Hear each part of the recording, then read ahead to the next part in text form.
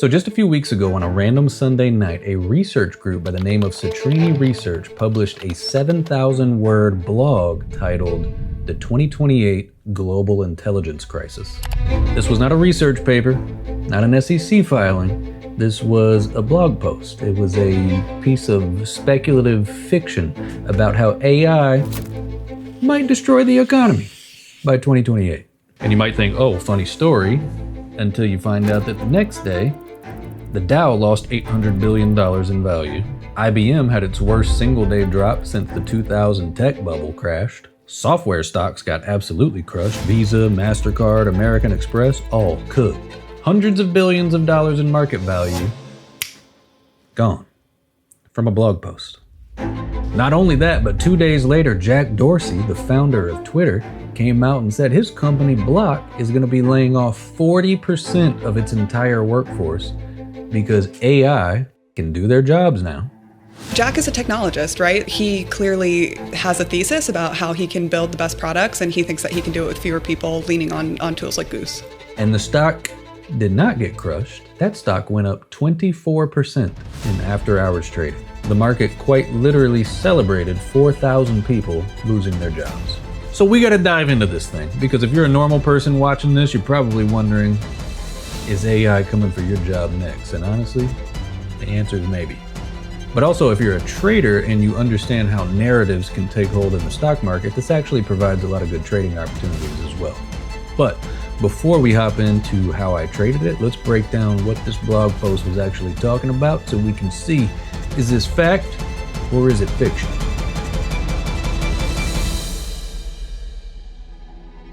And while I've got your attention real quick, I would love if you went down and hit that subscribe button for me. It really does help the channel out. I've recently pivoted from posting gaming content to talking more finance and trading, and you guys seem to be loving it so far. So I do appreciate the support. Every subscribe and comment really helps the channel grow. Thank you so much. And now we'll go back to the video. So Citrini Research, they've got about 200,000 followers on Twitter, and over time, through a lot of different posts and market analysis, they have developed quite the positive reputation on FinTwit. So when they drop a piece like this, people tend to pay attention.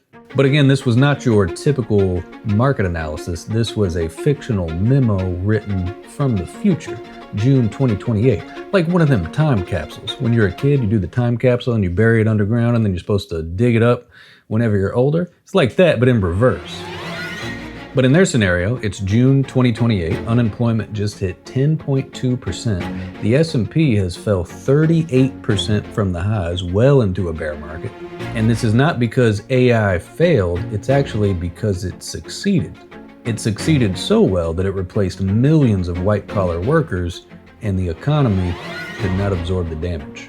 And the core argument goes something like this, and I want to walk through it carefully because it's actually a pretty strong argument, and this is why the market fell. So step one, AI gets good enough to start replacing a lot of white-collar jobs. I'm talking about software engineers, financial analysts, accountants, paralegals.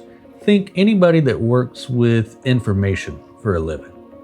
Step two, companies start laying people off because AI can do their jobs cheaper and faster. Once again, we're already seeing this take hold in the market right now with Block. Corporate profits go up, stock prices go up, and the CEOs, at least in the short term, look like geniuses. And step three is when the second order effects start kicking in.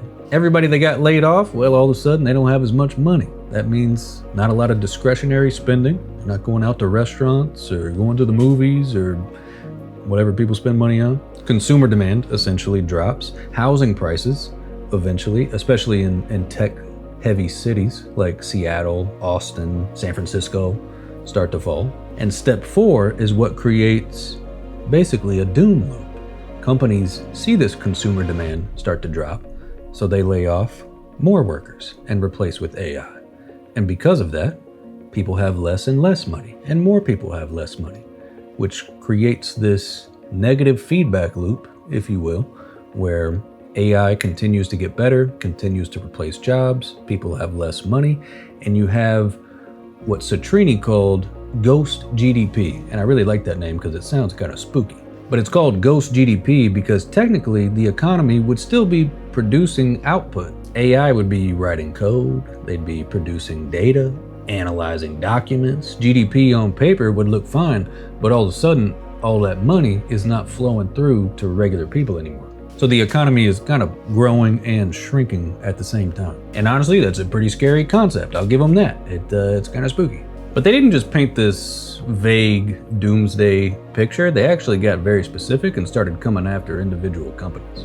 And that's where it kind of got real for the stock market. So the first group were payment companies: Visa, Mastercard, American Express. Citrini's argument was basically that AI agents acting on behalf of consumers would be able to route around their 2 to 3% transaction fees using things like stablecoins, essentially cutting out these card companies as middlemen during these transactions. They went after food delivery, DoorDash specifically, which honestly, I kind of hope this one happens. I don't know. Actually, let me not go out of pocket on this. DoorDash, get your fees under control. Anyway, the argument here was that AI coding tools would essentially make it very easy for restaurants to build their own delivery apps and systems and not need DoorDash to essentially gouge them to death as a result. Because why would you pay DoorDash a 30% fee when an AI agent could build you a delivery app in a weekend? Enterprise software, this was a big one, the entire SaaS model. Citrini argued that companies are paying hundreds of thousands of dollars for these subscription services when essentially, a couple years down the line, you'd be able to just vibe code your way to some of these things. Why would you pay Salesforce when you could just get an AI agent to code you a custom CRM in a weekend? And then, like we talked about before, white-collar workers losing their jobs would have second and third order effects on things like the mortgage and housing market in these tech-heavy cities. That's all to say, once again, it was not a vague kind of shot in the dark. They got very specific about how it's possible AI could disrupt a lot of these industries and a lot of these jobs. And I think it was that level of specificity that actually ended up moving the market. And it was not only the specificity, but I think also the fact that there were some heavy hitters that came out and started commenting on it.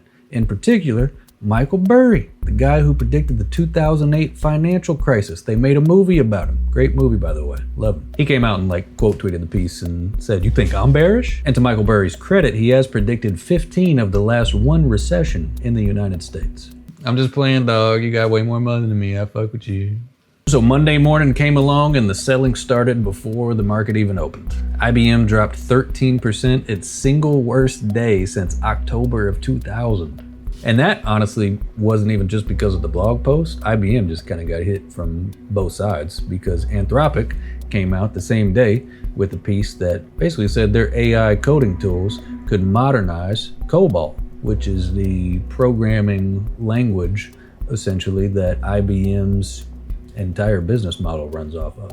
But Visa was down 4%, Mastercard was down 6.5%, American Express got hit too. DoorDash hammered, Blackstone red, and then Jack Dorsey came in 2 days later and poured gas on the fire. And once again, the market literally celebrated, sending block stock up 24%, when what you're seeing is step 1 and step 2 of that doom loop playing out in real time. And that's what's got me kind of spooked, is we don't need to wait until 2028. This cycle is already starting. So at this point, if you only read the blog post and you're just a normal, casual market participant, you're probably a little bit nervous and wondering if AI is maybe coming for your job next. But here's where we need to talk about the other side of the equation, because the data, which I like to look at, tells a completely different story. And to Citrini's credit, this was not a prediction by them. It was just a memo. It was just a thought exercise so we could get the wheels turning up here and maybe reverse some things before they become irreversible. Citadel Securities, headed by Ken Griffin, one of the largest market-making firms in the world, actually came out and started throwing some counter punches to this thing. They basically said that none of the data supports this. The actual employment data is fine. Actually, software engineer job postings are up 11% year over year. So the narrative here says that tech jobs are at risk, but in reality, people are still hiring tech workers at scale. They also argued that in Citrini's blog post, they made a fundamental error revolving around adoption of AI, because typically adoption of these new tools they follow an S-curve. So you get slow adoption at first, you get an acceleration in the middle, and then you get a plateau at the end. Citrini's scenario basically required this AI adoption to be linear and exponential. No friction, no delays, no regulatory hurdles, none of that. And that has never happened with any technology in history. There's also a massive physical constraint that Citrini has kind of just ignored in this blog post, and that is energy and computing power. Because in order to displace that many white-collar jobs, there needs to be orders of magnitude more infrastructure and energy and computing power in order to power all of these large language models. You can't replace tens of millions of jobs without a whole lot more chips and data centers and things powering these LLMs. But that also is already in the works. And then also you had a professor from the Wharton School of Business come out and talk about the strategy that he thinks a lot of companies are using in this day and age, and it's happened a lot in the past according to him, which is the concept of phantom layoffs. Basically using AI layoffs as a sort of marketing strategy, which on the surface doesn't make sense until you realize that the market is rewarding that type of behavior. So if you tell investors, hey, we're cutting jobs because of AI, and the market is gonna reward your company and your stock price because of that, that incentivizes people to just keep saying it. But the actual AI implementation is not obviously there yet. It's kind of the same as you hear your buddy right now talking about using Claude or whatever all the time, and they tell you about how they're working so hard and they're getting so much stuff done, but in reality, they just ain't got a lot done yet. It's very possible there's a lot of that happening as well. So what do we got here? We got a fictional blog post that moved the market more than most earnings reports. The employment data clearly doesn't support it at the moment. Multiple large institutions came out and said that the entire thesis is flawed, and yet still, hundreds of billions of dollars in market value was erased overnight. Why is that? Well, my friends, let me tell you there's a reason. And the reason is many times the market does not actually move on facts, it moves on narratives. So on one hand, the facts say that the economy is growing, employment numbers are stable, and job postings are up year over year. On the other hand, the narrative says that AI is going to replace all of our jobs and we're screwed. And unfortunately in the stock market, when people's money is at risk, people love to latch on to the narratives. And this is not only true for fear narratives like this, but also on the other side. You look at somebody like a Christian Qualmagli, who was a former security guard, turned his $50,000 trading account into over $100 million in profits in his career now. He'll even come out and say he loves when the stocks that he's buying have no real fundamental value. He actually likes them, the scammier the better, he says, because those are the stocks that squeeze the hardest and go up the most, the ones that fundamentally are the worst. And he's right. I don't know why it's the case. I've been doing this a long time. I still can't figure it out. But it's just a fact that when a narrative takes hold in the stock market, that tends to supersede everything else, including the facts of the situation. But luckily when this happens and you have a fundamental disconnect between the facts on the ground and the narrative taking hold in the market, that is what can create some very intriguing trade opportunities in the stock market. And so like I always say in these situations, we need to separate our investments from our trades. And if you're an investor, I think it is smart to take a look at your portfolio and see, especially if you own individual stocks and you're not very diversified, you need to take a real hard look at the companies and industries that you're invested in and try to make a determination on how likely it is that industry or stock could be disrupted by these large language models in the future, because those stocks quite literally could get crushed. This is also why I myself like to be very broadly diversified in my investments, because I would like to own a piece of some of these companies that are creating these things. Even though these days, half of them are just private and they come public at a 700 billion valuation and nobody gets an opportunity to get in on the ground floor of great American companies anymore because it's all fucked. But we'll save that one for another video. And then on the trading side, this actually has a lot of the same implications that we've talked about in the past, where this sort of narrative takes hold and it spills over into these very speculative small cap companies. And this happens on any narrative. I don't care. It could be AI, it could be weed stocks, it could be electric vehicles. Doesn't matter. Companies will just hop on whatever the train is. Companies with no revenue, no real product will change their name, change their business strategy, and all of a sudden they're an AI company. And the market will actually buy it. Retail traders pile in on FOMO and these stocks go up 200, 300, 1000% on nothing. And then it comes on back down every single time. Y'all know me, these are the opportunities that I live for. Take a look at the ticker QCLS or QC Technologies. They used to be called TNF Pharmaceuticals. They were a pharma company. They pivoted to quantum class computing infrastructure.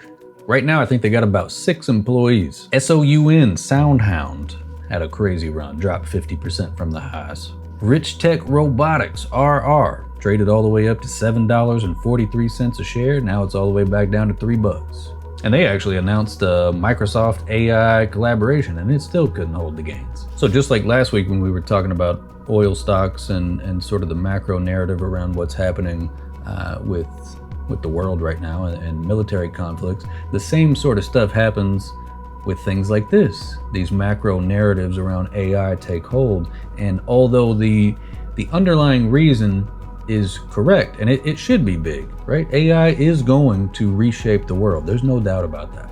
But the short-term stock market reaction to a lot of these things many times is not driven on the fundamentals. It's driven by narratives, it's driven by fear, it's driven by FOMO, and people just start buying crap for no reason. And whenever people start buying crap for no reason, that is what creates a lot of the short-term trading opportunities in the market. So my advice really is the same as always. First thing we got to do is separate the investments from the trades. And when you're looking at your investments, you need to understand what your investment objectives actually are and how you plan to reach them. And if you do own a lot of individual companies that are maybe at risk of being disrupted by a technology like this, then yeah, maybe you do need to take a second look and make sure you're a little bit more bulletproof than maybe you originally thought. But when you're looking at your trades, these situations, just like we talked about with the oil stocks last week, these narratives take hold, and there's a fundamental disconnect between the facts on the ground and where stocks are trading. And whenever that happens, even though, there's a very popular saying, markets can stay irrational longer than you can stay solvent. It's very true. Doesn't mean you just go out and make crazy trading decisions. You still need to apply some sort of framework and trading process on this stuff.